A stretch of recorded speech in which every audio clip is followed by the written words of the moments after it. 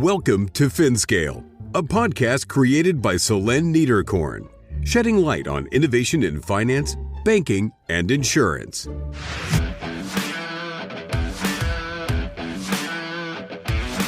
Paul Allard, CEO and co-founder of Impak Analytics.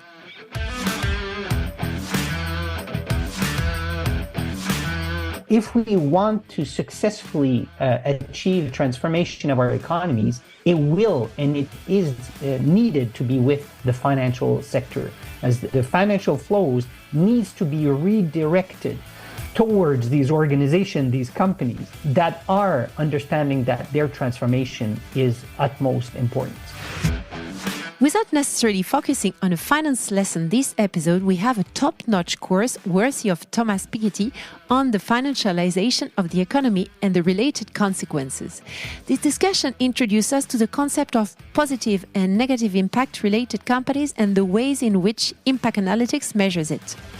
We look at the methodology applied to listed and issuer companies as well as those that are not listed. This scale-up established in Canada and France counts Société Générale and Altalurra Ventures among its investors. Paul explains the nature of the partnership with the French financial group and how the relationship was formed.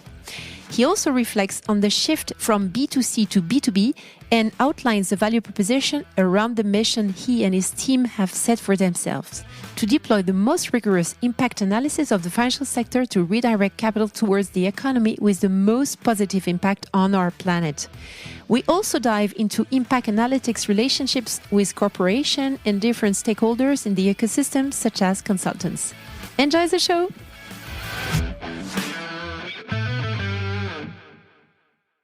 Hello, everyone. Hello, Paul.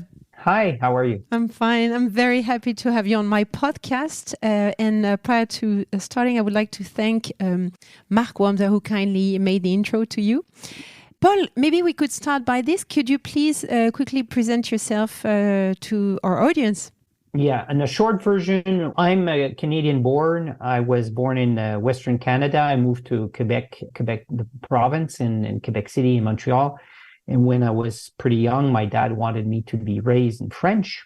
And I have a training in, I studied in civil engineering. I have a training as a musician. So I have I'm a cellist by training also. And I worked a bit for 10 years in entertainment on stage. And after that, I switched to business. I did my MBA in finance, and I've been at building companies from blueprint with the family, friends, and fools funding to Series A, Series B, and going public transactions. I've done 6 or 7 of those. So, and I did also a bit of M&A in New York between 2 companies, 2 startups that I've created. And I created Impak Analytics in 2017. Mm-hmm.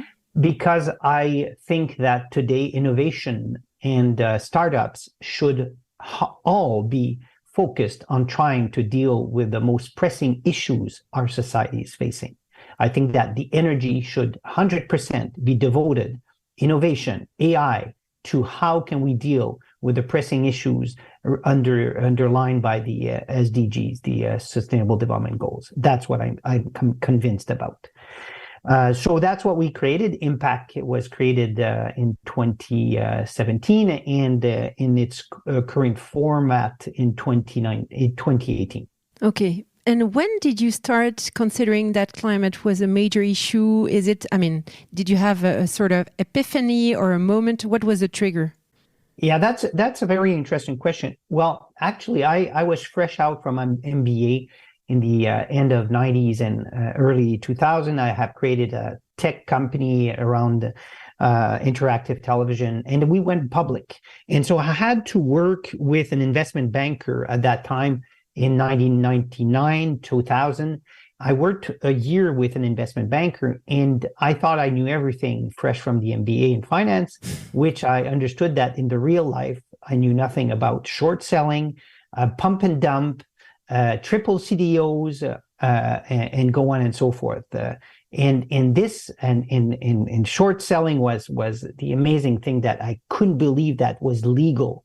I still believe that a lot of these products should be illegal, but that's where I got really interested in what the finance economy was all about and how our society was upside down. Because our society should include one aspect, which is the economy and which is the financial economy. It should not be the other way around. But today and for the last 50 years, every decision making whatsoever is based on the financial aspect, which is a huge mistake.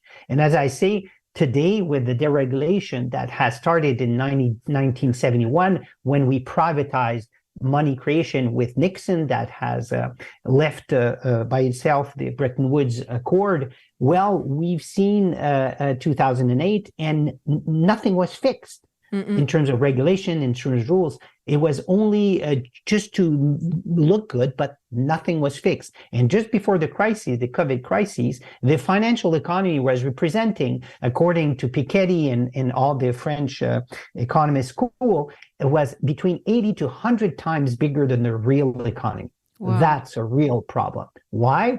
Because most of the decisions were made just according to financial returns, whatever the effects on human beings, on the environment, on social aspects of it. And we're stuck today on the bridge of falling in the cliff, and we're starting to fall due to the financial system, mainly with this financial approach that I think is really what brought us to us. But on the other hand, if we want to successfully achieve transformation of our economies, it will and it is needed to be with the financial sector. Yeah. As the financial flows needs to be redirected towards these organizations, these companies that are understanding that their transformation is utmost importance. That's true. Thank you very much for, reminding this and providing those figures that are quite striking. Okay, so we'll talk about what you do at Impak. Prior to that, I wanted to maybe deep dive into all that rating agency environment. So many people working in the financial industry really know all the main ones, Moody's, S&P's, Fitch, which are the main global credit agencies.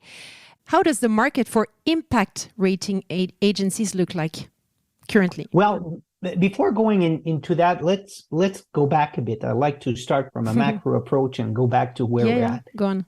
So if we go way back in 1929, when there was a huge international financial crisis, the authorities all over the place and worldwide economies and countries agreed that one way to deal with that lack of transparency on the financial markets was to come up with a standardized, transparent, audited, rigorous financial statement.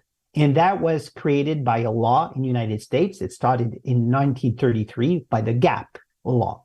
And it led to the IFRS worldwide. Yeah, that's true. So let's get back. I will repeat.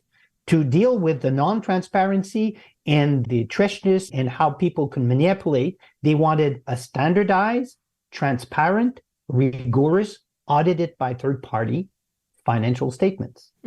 So it started and it worked. Even though there was a lot of resistance from Europe, from the United States, still again, there's some, and it could apply to every sector, all that is under the bridge. Everybody, no professional in finance would even look at a project if you didn't have their financial audited statements. That's true. Right? Yeah. So on the extra financial world now, it started because there was pressure from insurance companies that understood that the environment, the droughts, the floods was a real effect on their business. They pushed and put a lot of pressure on banks to take into account environment and social aspects in their loan and their credit analysis. That's how it started 20 years ago, combined with a reality, even though President Macron thinks it's new, climate change. Yeah, it's a surprise, even though it exists from the Meadows report in 1970s. Well, combined with this conscience, we saw in Europe the leading countries in Europe really took in seriously the environment and social and governance aspects about 20 years ago and started to make it a regulation and implement it. And so today we have regulations, and we did see this movement of ESG 1.0 come in play. Mm-mm. And at that time, in that time, we invented the rules, the new methodologies. Not everything was to be built. But let's face it, in 2023, today, let's face it, the ESG 1.0 sustainable, that creates all these financial sustainable products, was a lot of effort, and we learned a lot of stuff, and we have a lot of knowledge. But the result is a failure.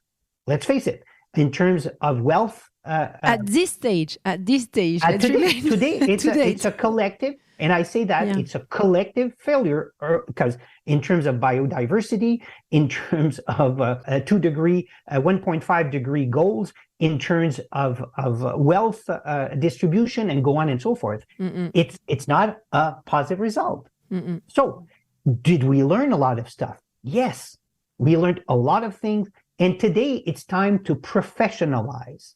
Professionalize what? Well, as professional and rigorous the financial sector are with numbers, they need now to stop being amateurs about extra financial. Mm-hmm. And what is the solution? Is to look at how can we work with a standardized, open source, verified by third party and rigorous framework to do an impact assessment, the way and deliver an impact statement of every single companies they work with.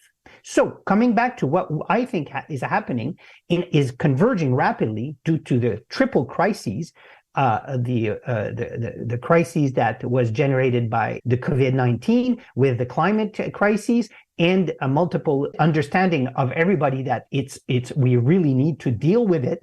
Well, today we understand that we need to go further. And we need to implement, and the financial sector needs to stop being amateur and understand that it's a real change management for every single financial institution, small and big. And what is that change? Is to integrate in every single value chain of their business, the integration of high quality extra financial data. So should it be credit analysis, risk analysis, structured product? Should it be investment to pick and choose, ETFs? And at the end, yes, regulation and reporting, which is not a goal by itself. It's a result. Exactly. And today, the companies, the financial institutions that understands that, they invest heavily in two things. In understanding that it's a change management, so they need to invest in training every single people in their organization to understand how to incorporate in their business and in their day-to-day job these extra financial data. Mm-hmm. And they invest heavily in high quality data. And what is high quality data? It's comparable, it's built by a third party, and it respects open source framework, which exists since 2015, called the Impact Management Project. So when I hear in the market in 2023 that, there's no standard, that everybody needs to stop talking and do their homeworks about understanding what is a framework, what is an indicator, and today we're in a very interesting time zone where the ESG 1.0 understand that they're not giving the full picture. Mm-hmm. They're just looking at efforts. They're not looking at positive impact. They have homemade methodology, so no transparency. And they're all working towards the next ESG 2.0, which Impact is part of the solution, is one of the players pushing towards this ESG 2.0, which is called impact assessments. Excellent. So currently, we know we have Standard & Poor's, we know we have all those big agencies really working only on financials. So there are companies like yours that are focusing on providing ratings on extra financial scoring for many, many companies. So my question was rather, how did the market evolve? Meaning that, do those players that I mentioned previously move in that direction, or does it require new companies like yours to bring a fresh air in that area? Yes, correct. So a scoring is just the pit of the iceberg. A scoring just a result, but underlying the scoring is a real in-depth analysis. So yes, a scoring is a tool, and usually the scoring device is not used by bankers or asset managers. They take the contextualized indicators that we provide them with and build their own scoring internally. But the score is useful for a quick pick and for communication aspects, but it's still it's a powerful tool, but it depends on the underlying methodology. So coming back, a scoring is one thing, and an analysis is the main source to build a scoring. True. So today, there's a convergence. I know for sure that all the big players, Moody's, Morningstar with Sustainalytics, MSCI, S&P, Bloomberg, they are starting to work very actively towards the next generation of ESG 2.0. And what is that? It's impact assessment. And why it's so different between the first generation and the second generation is that today we know that to be rigorous, we need to look at 100% of the activities of an organization to do an impact assessment, but not its philanthropy activities, its main activities. We need to look after that at the double materiality of their negative impact to be mitigated. We look at their process, the indicators, and after that, we contextualize these indicators. And we do the same on the positive impact that may occur or do occur, and we contextualize the indicators based on the percentage of activities to have a real picture. And we do not do the mistake of just only looking at climate, which is a huge tunnel vision if we continue that way. We need to include climate in an impact assessment in order to avoid this not overseeing some social aspects. And in some case, 35% of the industries, it's not material, the carbon footprint. What do you mean? That's the reality. Well, for a law firm, their carbon footprint is less important than their social aspect than for a car builder. The materiality of things needs to be done. If I do the comparison with financial statements, and I look at the costs of goods, and I need to compare what a car maker aluminum cost is, and I look at what a law firm aluminum costs, well, yeah, the law firm is way better, but it's not relevant. Yes, that's true. It's Context just is not important. relevant. Contextualization. Yes. And so that's what everybody's moving toward: double materiality, positive and negative impact, outcomes, and contextualization of the indicators for the financial sector to take better decisions and build better product that achieves not only financial returns, but real impact results. And that's where we're at. And that's where it's a very exciting time to be in.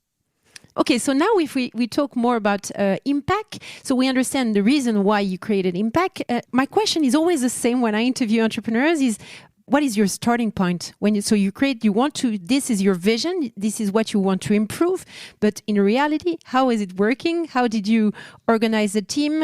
What was the starting point?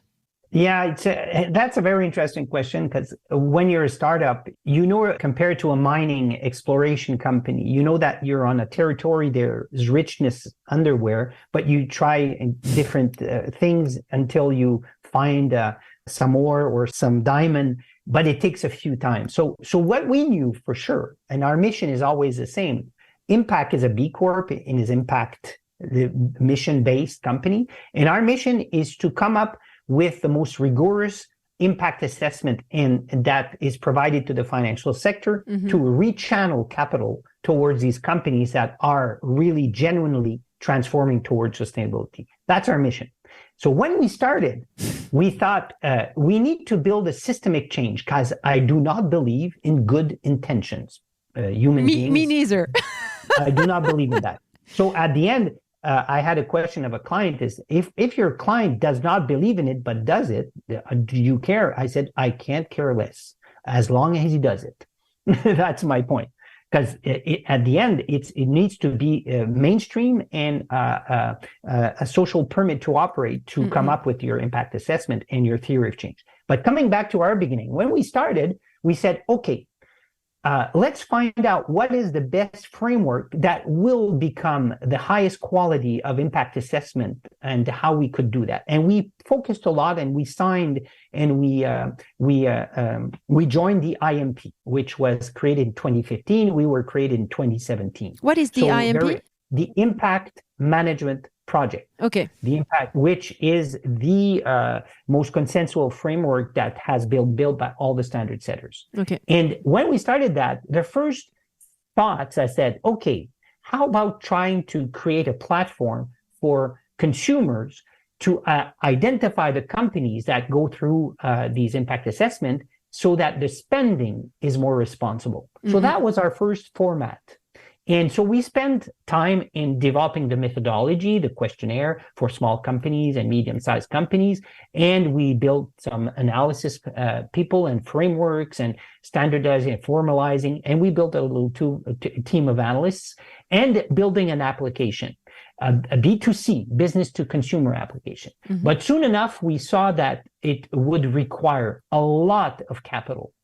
And we were kind of short of capital at that time. Mm-hmm. And when we received a phone call from Europe, from an asset manager, and the asset manager was very blunt. They said, I don't care about your B2C platform. What I am interested in is your methodology and your analyst group. Mm-hmm. So can you do the assessment, the impact assessment of my entire portfolio with the best standards, which is the IMP? Mm-hmm. We said, yes, sir. And we adapt. Yes, we adapt. Yes, ma'am, because it was a lady. And we started, and we shifted at that time and decided to focus entirely on becoming Impak Analytics. So Impak Analytics is a corporation that does assessment and scoring and provide data intelligence to the financial sector. So we did the shift in 2018. So you've been an entrepreneur. So that's how it works. You have a mission and you try this, it doesn't work. You go there and you adapt. And that's what we did. So today we're very, very clearly positioned as being the leading impact assessment and scoring and intelligence provider. We're small, but we're already 130 people and growing fast. And I think that the timing, it can't be more perfect. Excellent. That's wow. That's so cool to hear that. What are the different use case that we can find, using your company? Because you have different use case mentioned on your website, such as M&A regulators, and you said also asset managers. Yes, can you give a bit of context? Well, if we come back again, I like to, and we do the analogy with what is a financial statement and what is a use case of a financial statement. Well, any financial statement of a corporation will help the credit team, the risk team, the investment team, the structured product team, the quant team, and go on and so forth. So the same way, an impact statement should be also a multiple usage. Mm-hmm. So today, our client, our banks, using our indicators to and feed their risk analysis module and team mm-hmm. to take and to renegotiate loans based not only on financial reports, but also on impact statement reports, state of the art. That's an example of, so we have an API that feeds each time there's a renewal of loan, and we deliver the impact statement on a yearly basis of all their clients. That's an example. Another use case is an asset manager of listed companies that wants to build a fund that aims at, financial performance, but sustainable transformation. And to do so, he needs to have information on a yearly basis to reallocate the funds towards the best performers in financial and in impact. Mm-hmm. So how and by building this data and providing it with the right indicators, they take better decision, and they do avoid these crises such as Orpea, yes, or such as Téléperformance, because these are the type of clients that we follow. of listed companies we follow. And we've been saying since 2018 that L'Orpea is not a company to invest if you want to have a sustainable framework. And Téléperformance, the same thing. Why? Not because we're smarter, because we're more rigorous in applying a more rigorous impact assessment. Mm-hmm. And another use case that we use for private equity firms, because we cover listed and private companies. So private equity firms, when they need to invest, they have a deal flow, and they need to filter these companies based on their financial. Mm-hmm. So we have a product that does an evaluation of their SDG alignment, very quick, not too expensive, but helps them do a first filter. And once the filter is done, after that, they go to a full impact assessment for their portfolio reporting. Mm-hmm. And from there, we extract from this impact assessment different thematic modules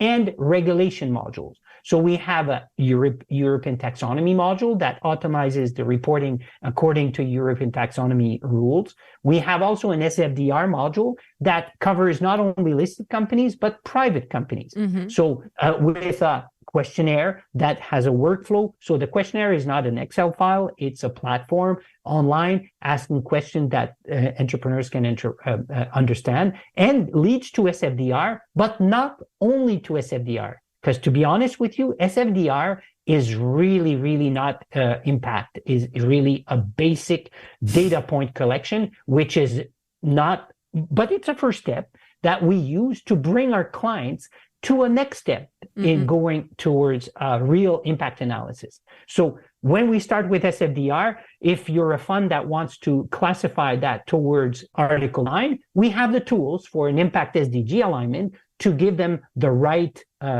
decision process and proxies for them to classify that correctly according to Article 9. So this is the things that we offer to our clients. And we also work, the last thing that we do, we will never be paid directly by the issuers, the companies by itself, because we want to keep an independence. So we have started to work with major consultancy firms that helps these corporations in their sustainable journey. And we are the one that provides them the dashboard and the annual impact assessment to see their progress. And what is the business model you have? What is your two ways? SaaS model, where if a bank wants us to cover 1,000 titles, we charge them per title. If it's a listed company, if it's a private, there's a different pricing model, but it's a SaaS model, and they register to our platform and they have access to our platform. And we also are launching this spring subscription base, where we have the stock 600 for them to subscribe, and soon to be the S&P 500 and eventually the ACWI. And whereas it's to have high quality data, human intervention is needed.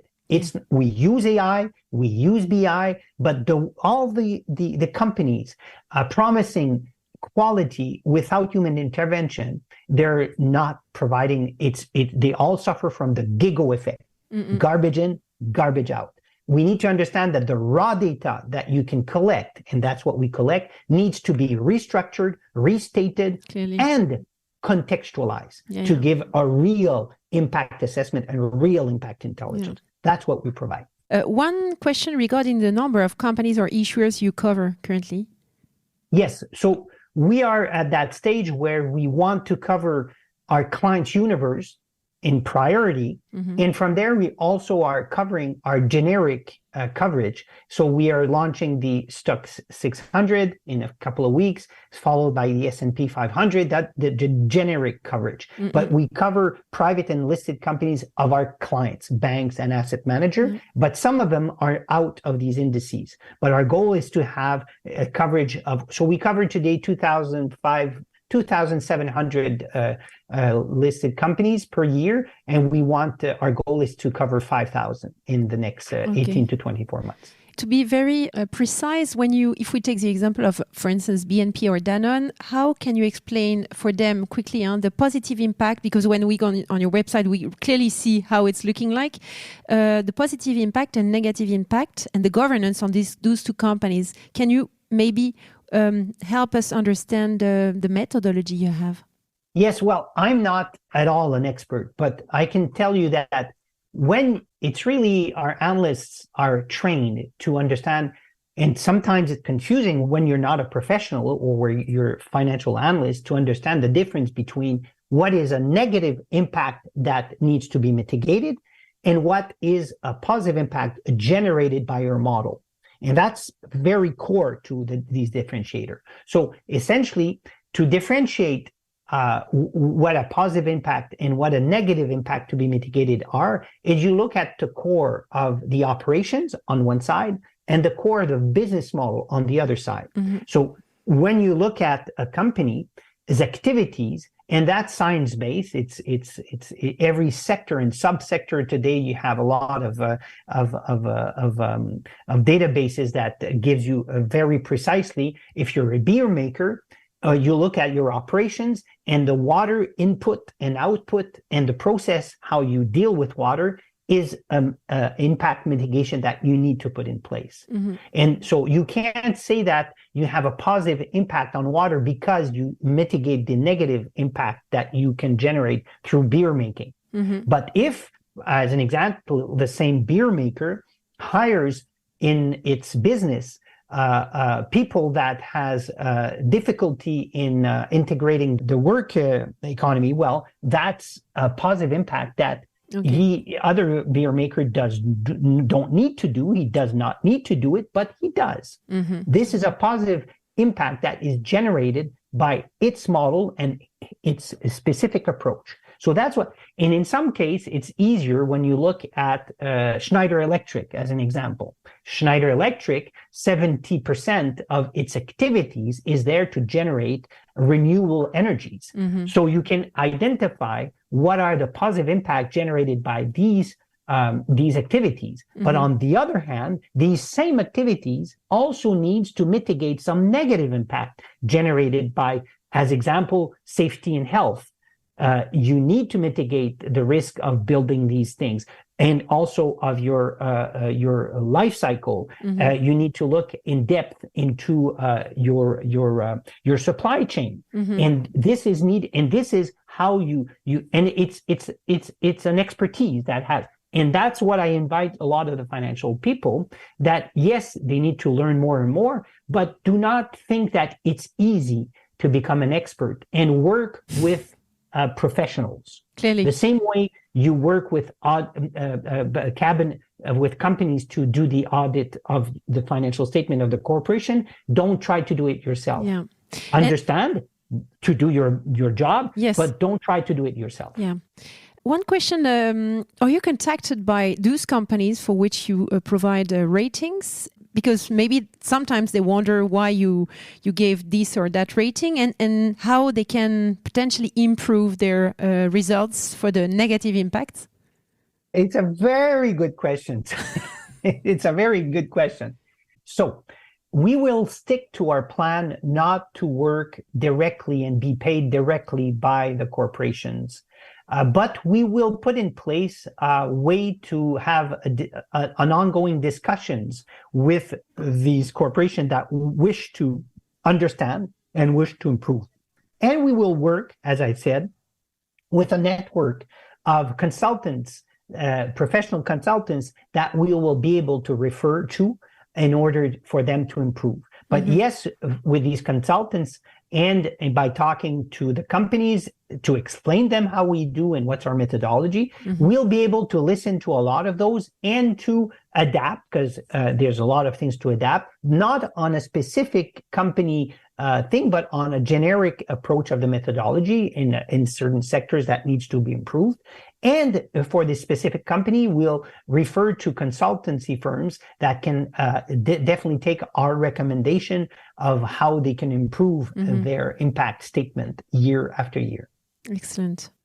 You have a partnership, or I don't know if it's a partnership or just the fact that Société Générale and Altalurra are your shareholders. Is it correct? Yes. Yes. Correct. Can you say shareholders? Yeah.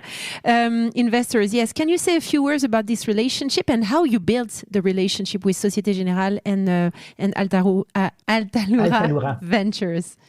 Well, Société Générale is a partner, is one of their biggest clients, and yes, it's a real partnership.